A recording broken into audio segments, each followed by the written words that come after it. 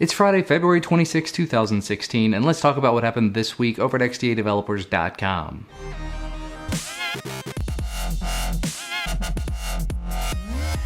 As usual, I'm doing another tech news video over on my channel, so I'll just go ahead and preface all of this by saying, if you want to stick with me after this video is done, click the first link down in the video description. You'll be taken over to my video, we'll hang out and we'll talk about tech and fun and science. But on with the news. This week was Mobile World Congress, so the majority of the stories we're going to talk about involved Mobile World Congress. First up, Samsung did the expected. They unveiled the Samsung Galaxy S7 and S7 Edge. Very interesting looking devices, both a step forward in very different directions in a way. I actually went ahead and pre-ordered the Galaxy S7 just because it looks very nice and it's a size that I enjoy. So look forward to some content about that on my channel whenever it does arrive. But TK was in Barcelona, and so there were loads and loads of videos from him, including one about the Galaxy S7 and Galaxy S7 Edge, so you can check that one out. LG unveiled the LG G5 and a bunch of modular components for it. So of course the battery can be removed and replaced, but in that same modular bay you can put a camera grip. There's an audio DAC, if I remember correctly, just a bunch of different modular components, and they're hoping that third parties are going to be expanding upon that. Pre-orders for the G5 are not yet available. They're supposed to become available in the middle of March. I'm looking forward to that as well. But in case you want to see it up close and personal, TK actually did 3 videos about it. One video was a hands-on, one video was confirming that the G5 does actually have an app drawer on it, and the third video, not exactly about the G5 but about app drawers, was asking whether or not they're actually necessary at this point. So make sure to check out those videos if you like. Sony unveiled a brand new line of devices, the X line, basically meaning that they're doing away with the Z line, so no Xperia Z anymore. 3 different devices, the Xperia X, the Xperia XA, and the X Performance, with varying specs and whatnot, and of course, TK got hands-on with those as well. There's a video about that.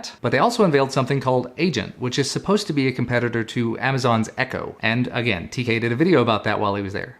He was on the ball. A company from Turkey called General Mobile came out this year at Mobile World Congress and announced another new Android One device, the GM5 Plus, which is a 5.5-inch device, and other than the Snapdragon 617 processor, has some pretty halfway decent specs. 3 gigs of RAM, 3100 mAh battery, 32 gigs of internal storage, micro SD card slot, 13 megapixel camera, USB Type-C. I mean, all in all, aside from that Snapdragon 617, it's almost flagship quality. And that 617 really isn't going to limit it that much. So if you're in the area where you can pick one of those up, the price tag isn't definitive yet. I'm just looking down here. They say it's going to cost under $300 though, which seems pretty much where it ought to be. Should be available in Turkey by the end of March, and then it'll move it to other countries over time. So be on the lookout for that one. Xiaomi announced the Mi 4S as well as the Mi 5, 2 very different devices, and the Mi 5 sounds very impressive. Lots of specs available out there on XDA if you'd like to read about that. And of course, TK did a hands-on video with that, so if you want to see it up close and personal, you can see his video. HTC unveiled the One X9 and 3 different Desire devices, the Desire 530, 630, and 825. Interestingly enough, the One X9 actually has a MediaTek chip in it, and all of the other Desire devices have low-end Snapdragon processors. So realistically, none of these are flagship level devices, but I'd say the One X9 is probably going to be a halfway decent device. Lenovo came out with a bunch of new mid-range phones and tablets, including the Vibe K5 and the Lenovo Tab 3 7-inch and 10-inch models. And just looking at some of the pricing, I think all of it's still kind of unconfirmed, but it seems like the K5 and K5 Plus, which I think I forgot to mention earlier, are going to be less than $150, and then all of the tablets are going to be less than $200 unless you want the LTE specific ones, and then those are like $250 and $300, so really competitive pricing there. ZTE unveiled the Blade V7, a relatively mid-range device that is supposed to come in at under $300, as well as the Spro Plus, I think I'm saying that right. It's an Android tablet that has a projector built into it, and there's no specific pricing on the Spro Plus. They're guessing it's going to be upwards of $400. It's got an 8.4-inch 2K display. If it's a halfway decent projector, I can see a lot of those selling, so I'm really looking forward to learning more about that one. Ubuntu made some waves at Mobile World Congress again. They showed off some community ports of Ubuntu Phone to the OnePlus One and the Sony Xperia Z1, but they were also doing demos of some of the newer devices, the new BQ tablet they're unveiling, as well as the new Meizu Ubuntu Phone. But the thing that really caught everybody's attention, and TK did a video about this,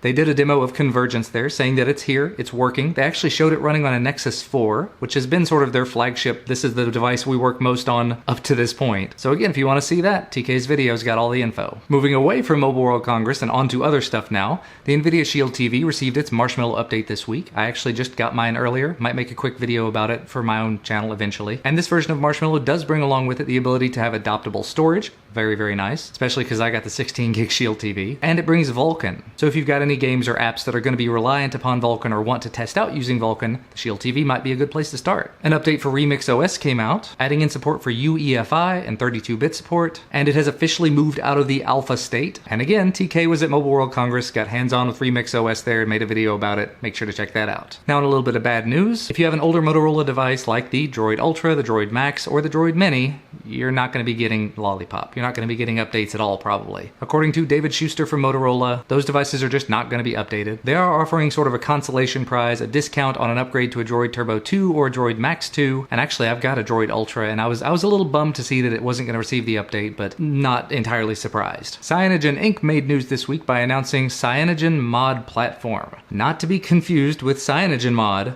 this is the Cyanogen Mod Platform, the platform for mods for Cyanogen OS. It's a new set of APIs for Cyanogen OS that allow third-party mods and applications to tie into the main core of the OS. The examples given in the article here say that Skype can take over as your stock dialer, and Instagram can do stuff to your lock screen, which sounds all well and good. The biggest problem that I have with it, and I think a lot of people are going to have this problem, is that it's going to be confusing. If you're going to have a platform like this, naming it Mod when your name is Cyanogen Mod, is going to be confusing to a lot of people. And that's all I'll say about it. In some other good news, the update to Android 6.0.1 for the Galaxy Note 5 is now available, and there is a guide showing you how you can install it. Some XDA forums have been added for all of the Mobile World Congress devices that we talked about earlier, and a couple more that I forgot to mention entirely, but that's okay. And there were even more videos that TK made that I didn't get to talk about earlier. Specifically, he made a video about Samsung Connect, which is a little OBD2 dongle for your car that adds in LTE support and a bunch of other stuff. He showed off some Samsung Knox customizations. He got hands-on with a Huawei MateBook, which I'm definitely looking forward to checking out. And he did an interview with the people from Honor. But that's actually going to be about all from me for today. Like I said earlier, if you want to, stick around. There's a link down in the description. You can come over to my channel and listen to me ramble on and on about tech and science and drones and fun stuff like that. But otherwise, if you like this video, we'd appreciate it if you'd leave us a like below the video and subscribe to receive all of our videos when they become available. Thanks so much for watching. We'll see you next time.